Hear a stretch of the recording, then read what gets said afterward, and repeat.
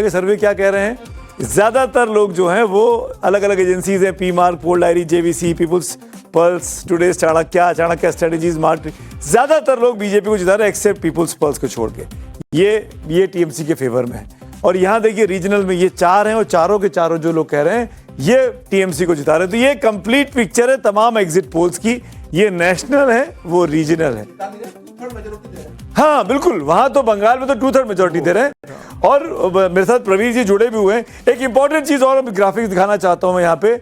जब से भारतीय जनता पार्टी केंद्र में आई है, और मैं वो मैप दिखाना चाहता हूं इंडिया का कि कैसे बीजेपी ने पूर्वोत्तर में अपना साम्राज्य बढ़ाया। ये देखिए, अब सिर्फ झारखंड और बंगाल ये 2 राज्य ऐसे रह गए हैं जहां बीजेपी का मुख्यमंत्री नहीं है। ओडिशा में बन गया है, बिहार में बन गया, त्रिपुरा में जीता, मणिपुर जीता, अरुणाचल प्रदेश जीता, असम जीता। असम में तो झारखंड में रह चुका है, झारखंड में रह चुके हैं, अभी रह चुका है। 14 के बाद के बंगाल में कभी नहीं रहा, बंगाल में कभी नहीं रहा। तो ये वो जो कलिंग और वाली बात होती है ना, बंग वाली, तो ये बीजेपी का पूरा फोकस है कि ये वाजपेयी जी सपना दिखा के गए थे, मोदी जी ने कहा था पूरा करेंगे, कर पाएंगे कि नहीं, तो अब देखना पड़ेगा 4 तारीख को क्या होता है। ये बहुत इंटरेस्टिंग है। तो क्या बीजेपी का मुख्यमंत्री पहली बार वहां बनने वाला है? और एक और इंटरेस्टिंग चीज जो मैं पूछना चाहूंगा, प्रवीर विश्वास मेरे साथ जुड़ गए। प्रवीर, ये क्या फैक्ट है कि जो मुस्लिम बहुल सीटें रहीं वहां पर पोलिंग परसेंटेज ज्यादा बेहतर रहा बजाय हिंदू बहुल सीटों के? इन दोनों फेजेस में 2, 2.5, 3% का गैप है। मुस्लिम ज्यादा वोट करने आ रहे थे, और इसका मतलब क्या है प्रवीर? सुन पा रहे हैं प्रवीर जी सुन पा रहा हूं, प्रवीर जी सुन पा रहा हूं, बोलिए सर। ऐसा है, मुस्लिम तो वोट करते ही आ रहे हैं, इसमें कोई शक नहीं है। एक को म्यूट कर लीजिए, आपकी दोनों से आवाजें आ रही है, 2 स्क्रीन चल रही हैं, एक को म्यूट कर लीजिए, आपकी आवाज इको हो रही है दोनों स्क्रीन में। हाँ बोलिए, अब आप म्यूट हो। वोट की है, मुस्लिम ने वोट की है, और हिंदू में भी वोट करने का थोड़ा आग्रह ज्यादा था इस बार। कारण क्या है? एसआईआर, बीजेपी एसआईआर करके अपने पैर पे कुड़ाली मार दिया, वो डर का माहौल पैदा कर दिया। वैसे आपका दिल्ली नोएडा मीडिया में तो ऐसा दिखाता है कि बंगाल में डर है, बंगाल के लोग डर के मारे वोट करने नहीं जाते, जाते हैं तो टीएमसी को करते हैं। ऐसा नहीं है। जो आपको डराएगा, वोटिंग बूथ में जाके आप उसको वोट दोगे क्या? कभी नहीं दोगे। तो ऐसा ही है, अफवाह है। लेकिन बीजेपी वाले ने इस बार गलती क्या कर दिया, बंगला सेंटीमेंट को छोड़ के वो डर का माहौल पैदा कर दिया।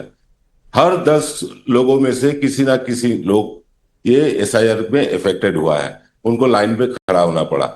ऊपर से ये जो इतने सारे अर्धसैनिक बल को भेज दिए, टैंक जैसा गाड़ियों को भेज दिए, इसमें बंगाली लोगों को डराने का कोशिश किया। पर बंगाली लोगों का सेंटीमेंट जो है वो डरते नहीं है, वो निडर होकर काम करते हैं, निडर होकर बात बोलते हैं।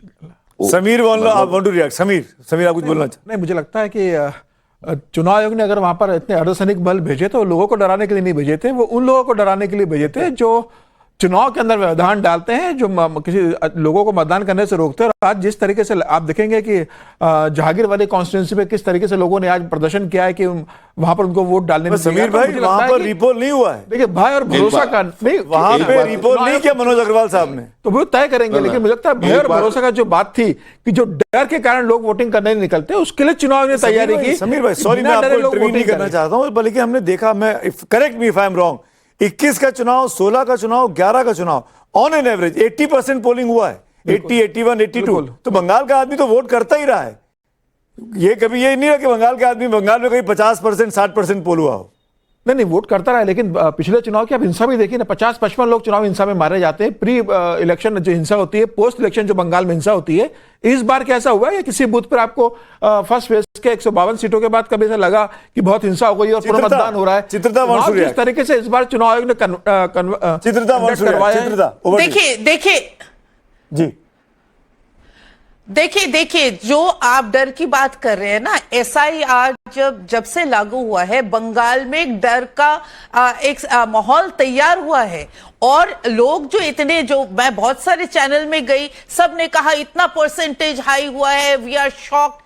बंगाल में हर वक्त परसेंटेज हाई होता है, और इस बार और ज्यादा हुआ है क्योंकि लोगों को डर ऐसा बैठ गया कि इस बार अगर वोट नहीं देंगे तो उनका नाम कट जाएगा। और ये जो वोटिंग बढ़ी है ये पूरी तरह से बीजेपी के लिए ऐसा नहीं है, ये हो सकता है ये पूरी तरह से या ज्यादा से ज्यादा ममता के फेवर में हो और एंटी इलेक्शन कमीशन यानी कि बीजेपी आप मान के चलिए ऐसा भी वोटिंग। ये तो खैर चित्रता अभी ये लाइन खींचना मेरे ख्याल से जल्दबाजी होगी। लेट्स वेट फॉर फोर्थ, क्योंकि हम किसी को नहीं पता। मैं अपने एग्जांपल से बात कर सकता हूं। मेरे घर में 2 हेल्प हैं, मेरे घर में 2 हेल्प हैं, एक दोनों नहीं आ रही है पिछले 20 दिनों से, और दोनों ये कह रही है, एक कह रही है मोदी जी को वोट करके आई हूं और एक कह रही है कि ममता दीदी को वोट करके आई हूं। तो मैं कैसे डिफाइन कर लूं? मैं एग्जैक्टली बिल्कुल बिल्कुल मैं ये नहीं कह रही हूं कि सभी बीजेपी को वोटिंग करेंगे, मैं ये कह रही हूं उनमें से कुछ ऐसे भी हैं जो ममता को भी वोट करेंगे। तो बीजेपी अगर ये मान के चल रही है कि ज्यादा वोटिंग हुआ है वो ममता के खिलाफ या एंटी गवर्नमेंट वोटिंग हुई है, ऐसा नहीं है। मैं ये कहने की कोशिश अनंत विजय, बीजेपी के अनंत विजय आप रिएक्ट करना चाहेंगे? एक उनके पास कार्डर्स नहीं है। ठीक है अनंत। सुमित सर, आपने एक बात कही कि जितने लोगों का एक्सपीरियंस जोड़ा जाए तो आप सबसे जूनियर होंगे। मैं उसमें थोड़ी सी आपत्ति है, मुझे सबसे युवा आप हैं। ये कहना चाहता हूं कि आप सबसे युवा हैं। तो दूसरी बात मैं ये देख रहा था, बड़े दिलचस्प आंकड़े आज मैंने कहीं सुने सुमित जी, कि बीजेपी ममता बनर्जी को 2006 में 26% वोट मिले थे सर, और 2011 में 12% वोट 38% मिले और उनकी सरकार बन गई। राइट। भारतीय जनता पार्टी को 2010 में 16% वोट मिले, 2016 में 10% वोट मिले, 21 में 38% वोट मिले, और 26 में अगर उस अनुपात में देखा जाए तो अगर घर किसी का बने, मतलब नींव बनेगी तभी तो इमारत मजबूत होगी। तो ये आंकड़े कुछ अलग कह रहे हैं। लेकिन जो अभी वहां का आप पोल दिखा रहे थे सर, जो बैठे प्रवीर जी हमारे साथ, उन्होंने, अगर मैंने ठीक से देखा है तो 22 सीटें उन्होंने लेफ्ट को भी दी हैं जी। तो क्या लेफ्ट का पुनरुदय हो रहा है पश्चिम बंगाल में? ये भी मेरी इच्छा है जानने की कि क्या लेफ्ट 22 सीटें ला रही है? मतलब ये तो लेफ्ट को बहुत बड़ी बात है, लेफ्ट के लिए।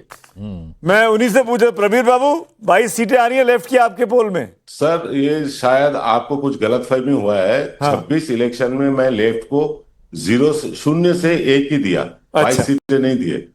आप जरा गौर कीजिए। वो 2021 का दिया था उन्होंने 22 सीटें, जब कांग्रेस और लेफ्ट। अच्छा, ठीक है। तो मुझे मैंने इसलिए कहा, अगर मैंने ठीक से नहीं देख पाया तो मैं सिर्फ यही कह रहा हूं सुमित जी कि अगर वोटों के परसेंटेज के आधार पर हम बात कर रहे हैं तो भारतीय जनता पार्टी का जिस प्रकार से, और ममता बनर्जी का देखिए 26, 38, 44, 44 और 48, ये उनके वोट परसेंटेज है। भारतीय जनता पार्टी का है 10, 38, अब तीसरा कितना होगा ये अनुमान परसों लग जाएगा हमें। तो मुझे लगता है कि अगर इन्हीं वोट परसेंटेज के बढ़ते हुए उस पर देखें, पर जो ट्रेंड देखा हमने 21 में और 24 के 2 रिजल्ट हमारे पास हैं, वो तो लीड बनी हुई है बीजेपी बीजेपी के ऊपर टीएमसी की। बल्कि उन्होंने 21 में तो 4% वोट शेयर बढ़ाया ममता बनर्जी ने, अपना 44 से 48 हो गई जी। तो लेकिन उसी 48 होने के क्रम में बीजेपी भी 38 हो गई सर। अब बीजेपी को 38 से 48 होना है, उनको बात देने के लिए बीजेपी को 38 से 43 होना और ममता बनर्जी को 48 से 43 होना। गौतम भाई, 5% का ये जो सफर का बीच का गैप है पूरा हो पाएगा? नहीं, ये तो मैं बोल रहा हूँ कि ट्रेंड तो ऐसे नहीं है, बट बात यह है कि 2019 और 21 ये बीजेपी के लिए सबसे बड़ा समय था, आज से भी ज्यादा। 126 असेंबली सेगमेंट में लीड था 24 में हारने के बावजूद। लेकिन 2019 में 77 सीट आए थे। उसमें एक कारण क्यों ममता का वोट बढ़ा, क्योंकि उस समय भी बीजेपी का एग्रेसिव कैंपेन रहा। सारे तृणमूल से 100 के ऊपर लोग, उसके विधायक भाग के ममता बनर्जी के छोड़ के बीजेपी में आ गए, वहां से फ्लाइट पकड़ पे दिल्ली में आके ज्वाइन कर रहे हैं अमित शाह के दफ्तर में। ये देख के ममता बनर्जी का जो कोर सपोर्टर है वो कंसोलिडेट हो गया, खास तौर पे माइनॉरिटी तो हुआ ही है। तो इसलिए मुझे इस बार जो है बीजेपी मेरे ख्याल से हुमायूं कबीर का जो स्टिंग ऑपरेशन हुआ ना शुरुआती दौर में, उसने जो माइनॉरिटी वोट्स में डिवीजन करने का जो प्लान था, जिसका भी था, वो फ्लॉप हो गया। एम आई राइट विनोद जी? हुमायूं कबीर एक इंपॉर्टेंट फैक्टर हो सकते थे अदरवाइज। देखिए ऐसा है कि मैं एक बात आपको इंगित करूं जो और लोग शायद वो भी मानेंगे जी।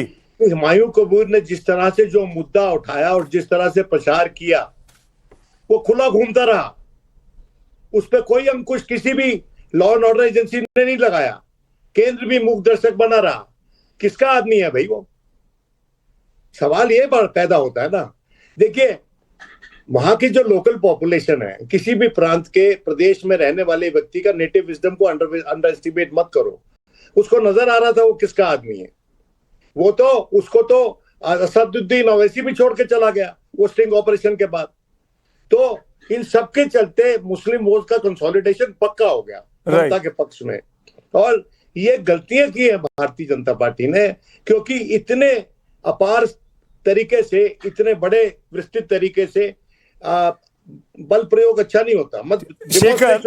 शेखर अय्यर, मैं एक कमेंट आपका लेना चाहूंगा आगे बढ़ने के पहले। विनोद जी, माफी चाह रहा हूं, बीच में टोक रहा हूं आपको। शेखर, वो ये कि ये जो एक जो नई पॉलिटिक्स शुरू हुई है अपने देश में कि विपक्ष के साथ चुनाव जब लड़ा जाए तो विपक्ष को बिल्कुल खत्म कर दिया जाए। मतलब मेजोरिटी जो है वो 50% पे नहीं मानी जा रही है, वो मानी जा रही है 80% पे, 90% पे, कि सबके सब हम जीत लें, सामने वाले के लिए कुछ बचे ना।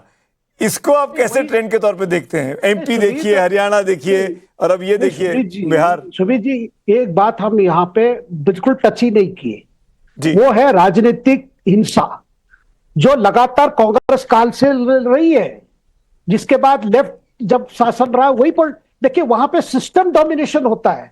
जिस पार्टी सिस्टम को डोमिनेट करती है वही जीतती है। और ये जो हम कह रहे हैं कि भाई डर का माहौल एसआईआर के बाद आया, मुझे लगा कि एसआईआर के बाद तो गुस्सा आया।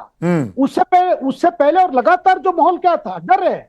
देखिए 2021 में चुनाव के, देखिए 3 तरह की हिंसा होती है वहां पे। एक रनअप पे होती है जो प्री पोल वायलेंस, एक होती है पोल वायलेंस, तीसरी में होती है पोस्ट पोल वायलेंस। 2021 में ऑफिशियल रिकॉर्ड से 24-26 कार्यकर्ता मारे गए विपक्ष के। बड़ी बात आप कह रहे हैं। और इनफैक्ट मेरे पास कई घरे जले गए। पिछली बार 7 फेज में चुनाव हुए, इस बार 2 फेज में कराए गए। शायद ये भी इसीलिए स्ट्रेटेजी चुनाव आयोग ने बदली। आप सबका वक्त निकालने के लिए शुक्रिया। लेकिन एक बात मैं कहना चाहूंगा इस चीज को लेकर कि सब इस बात पर एक राय थे कि मेरे को छोड़ के, मेरी इसमें कोई राय नहीं है, बाकी 8 लोगों की राय बता रहा हूं कि दीदी की सीटें कम हो रही हैं। कुछ लोग तो अपनी सरकार बना रहे हैं बीजेपी की, जैसे समीर साहब बना रहे थे, खुलकर बोल रहे हैं। लेकिन क्या होगा ये तो वक्त बताएगा। 4 तारीख को आप जुड़ेगा जरूर नवभारत के साथ, और लाइव कवरेज, सबसे सटीक एनालिसिस यहीं पे आपको मिलने वाला है। बहुत बहुत शुक्रिया। Thanks for watching.